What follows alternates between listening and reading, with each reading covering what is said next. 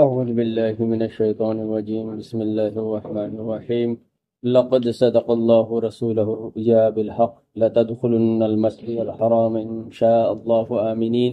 محلقين رؤوسكم ومقصرين لا تخافون فعلم ما لم تعلموا فجعل من دون ذلك فتحا قريبا لقد صدق الله رسوله الرؤيا بالحق یقیناً سچ کرے گا اللہ اپنے رسول کے خواب کو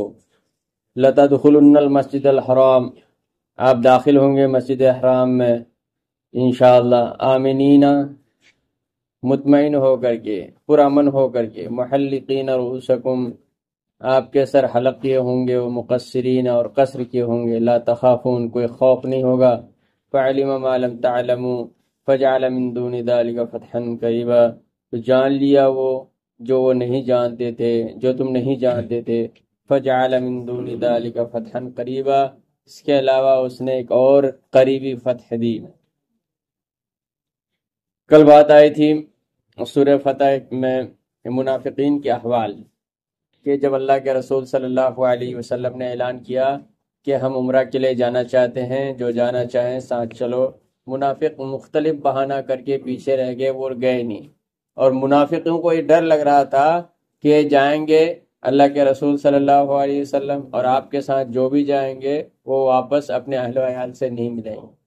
سخت لڑائی ہوگی اور وہیں شہید ہو جائیں گے واپس نہیں آ پائیں گے پھر جانے کا کیا مطلب وہ ادھر ہی رہیں گے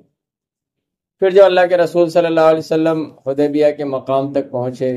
اور وہاں ایک ٹریٹی ہوئی مکہ والوں کے ساتھ مکہ والوں نے کہا کہ اس سال تو ہم مکے میں داخلے کی پرمیشن نہیں دیں گے نیکسٹ ایئر آئیے آپ 3 دن رہیے عمرہ کیجئے اور پھر جائیے گا اللہ کے رسول صلی اللہ علیہ وسلم اور صحابہ جب واپس آ گئے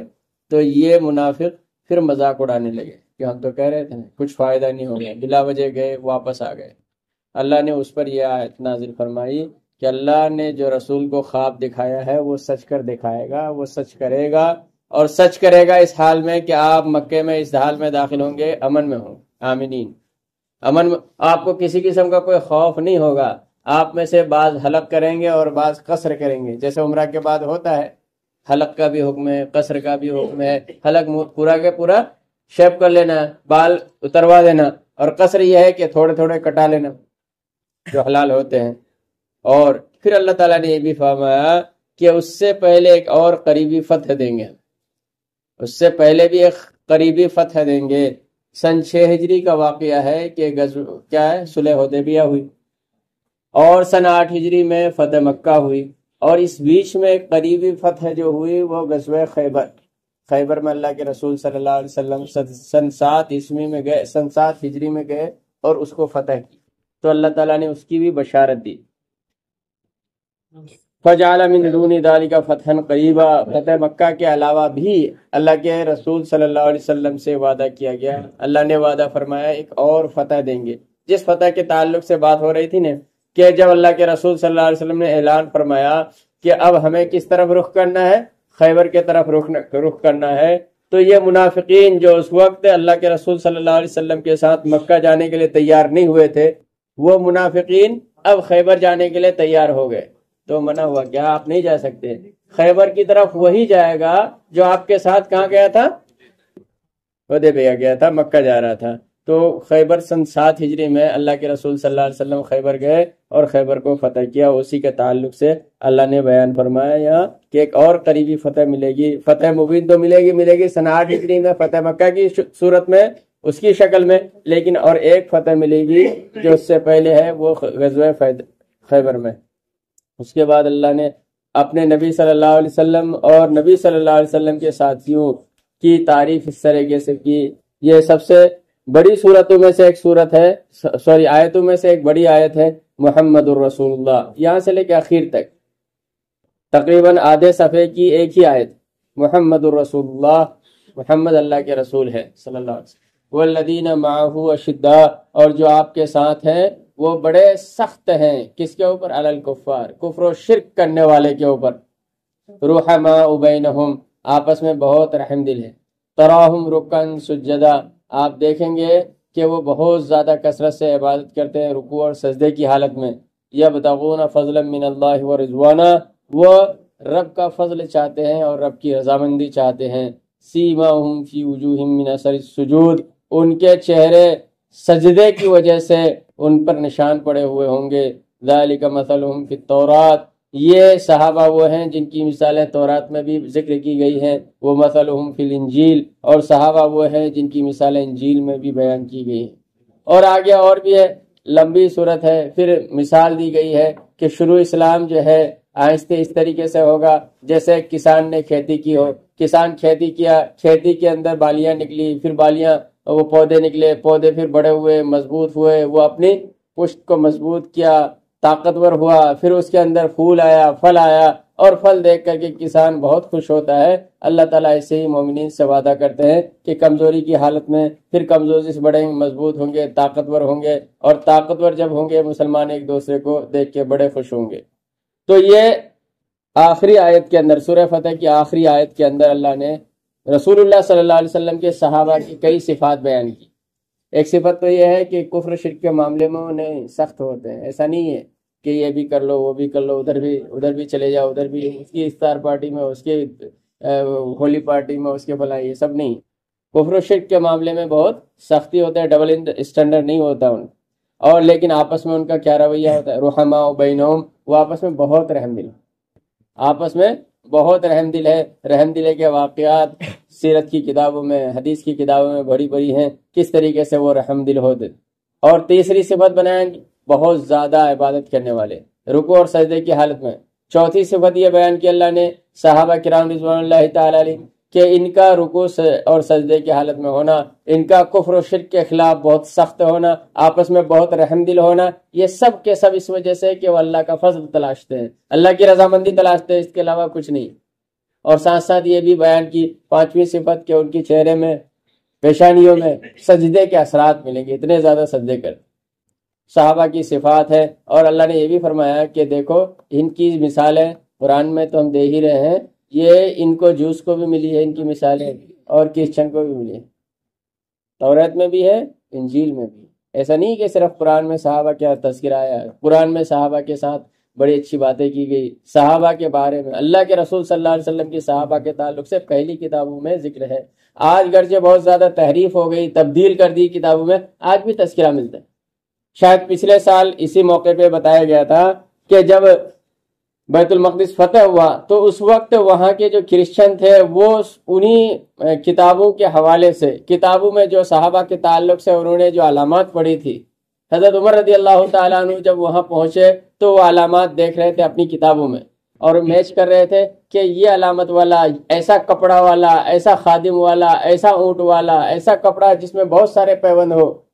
ایسا کوئی ہٹو بچوں کی کوئی صفت نہیں، کوئی آگے پیچھے فوج نہیں، کوئی نعرہ لگانے والا نہیں، ایک بندہ اور ایک خادم اور ایک ہی سواری والا بندہ اگر آئے گا تو بیت المقدس سے ہم نہیں اس سے روک پائیں گے، وہ فتح کر کے لے جائے گا۔ وہ ساری اپنی کتابوں میں دیکھ رہے تھے، ساری صفت ان کے اوپر فٹ آ رہی تھی، انہوں نے چابی یوں ہی دے دی۔ تو وہ کتابوں میں ہے، صحابہ کی مثال کتابوں میں ہے۔ بعض تفسیر کی کتابوں میں ہے کہ صحابہ کی مثال ہے صحابہ کا حلیہ، آؤٹر اپیئرنس ہی نہیں بلکہ بعض صحابہ کے نام بھی ان کی کتابوں میں تھی، ان کا تذکرہ آیا تھا۔ اسی وجہ سے علامہ قرطبی، علامہ بیہقی وغیرہ جو بہت بڑے بڑے اللہ والے ہیں، مفسرین ہیں، وہ کہتے ہیں صحابہ کے بارے میں زبان نہیں کھول سکتے۔ اللہ کے رسول صلی اللہ علیہ وسلم میں بارہا ہم خطبہ جمعہ میں سنتے ہیں، اللہ اللہ فی اصحابی لا تتخذوهم غرضا من بعدی فمن احبهم فبحبی احبهم ومن ابغضهم فببغضی ابغضهم۔ صحابہ کے بارے میں اگر کسی نے محبت کی تو یہ سمجھو اللہ کے رسول صلی اللہ علیہ وسلم کی وجہ سے اس نے محبت کی، اور اگر کسی نے صحابہ کو لعن تان کیا، تان و تشنیع کیا، سمجھو اللہ کے رسول صلی اللہ علیہ وسلم سے بغض و ناد رکھی۔ صحابہ کے بارے میں زبان مت کھولو۔ اللہ کے رسول صلی اللہ علیہ وسلم نے فرمایا، حدیث بیہقی میں ہے کہ اگر تم اتنا زیادہ مال خرچ کرو اللہ کے راہ میں کہ احد پہاڑ کے برابر ہو، تم کتنا خرچ کرو؟ احد پہاڑ کے برابر ہو، اور صحابہ نے صرف 1 کلو آدھا کلو خرچ کیا اللہ کے راستے میں، اور تم کمپیئر کرنا چاہو تو تم کسی حیثیت تک ان کے پہنچ ہی نہیں سکتے۔ ویلو اللہ نے ان کو اتنی دی۔ ابھی کل ہی ہم سن رہے تھے، واقعہ پڑھ رہے تھے کہ رسول اللہ صلی اللہ علیہ وسلم جب غزوہ تبوک کا اعلان کیا، غزوہ تبوک کافی دور سیریا کے بارڈر پہ، مدینہ سے جانا ہے، موسم بہت سخت ہے، تو اللہ کے رسول صلی اللہ علیہ وسلم نے فرمایا کہ ہمیں تبوک جانا ہے، اس کے لیے بہت تیاری ہو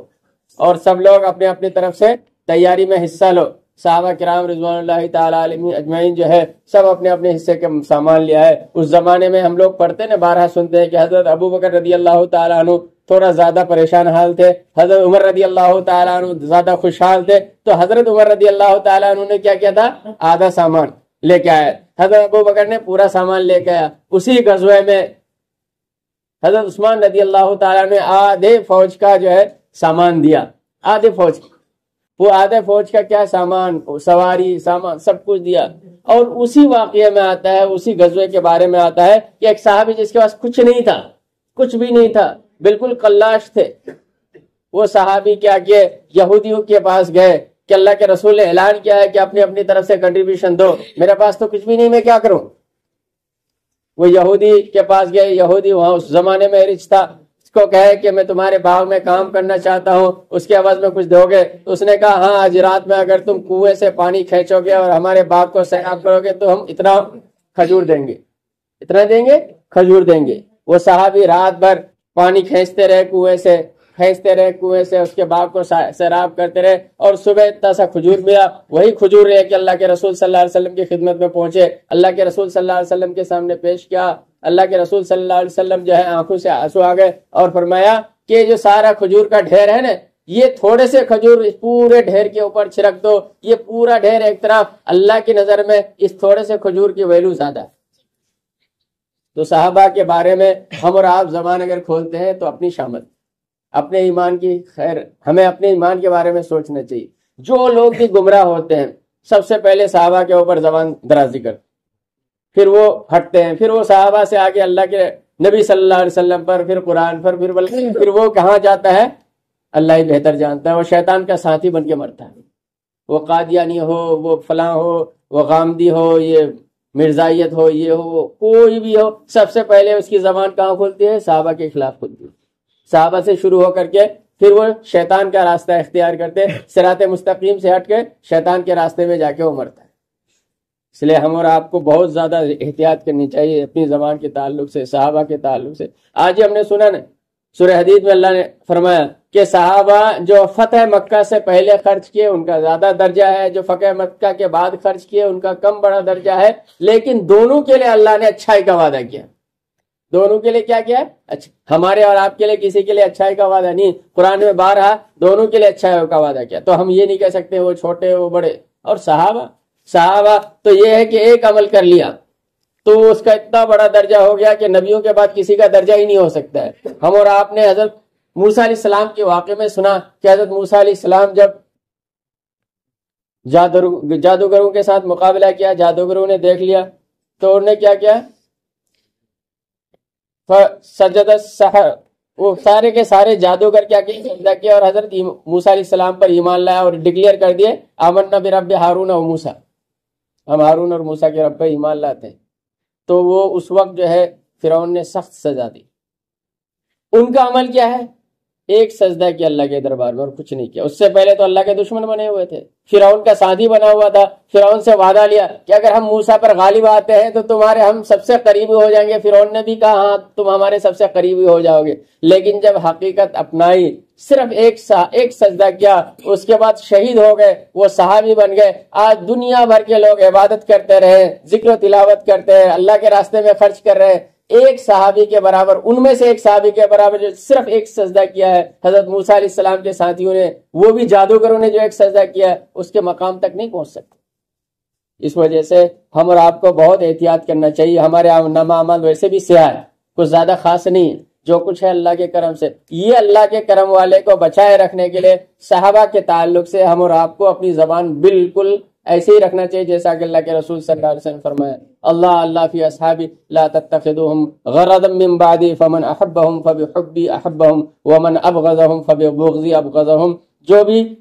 وہ کرتا ہے اللہ کے رسول صلی اللہ علیہ وسلم کے صحابہ کے ساتھ بغض کرتا ہے، وہ نبی صلی اللہ علیہ وسلم کے ساتھ بغض کرتا ہے، اور جو نبی صلی اللہ علیہ وسلم کے ساتھ بغض کرے گا وہ کسی صورت میں کامیاب نہیں ہوگا۔ یہ قرآن نے ڈکلیئر کر دیا ہے۔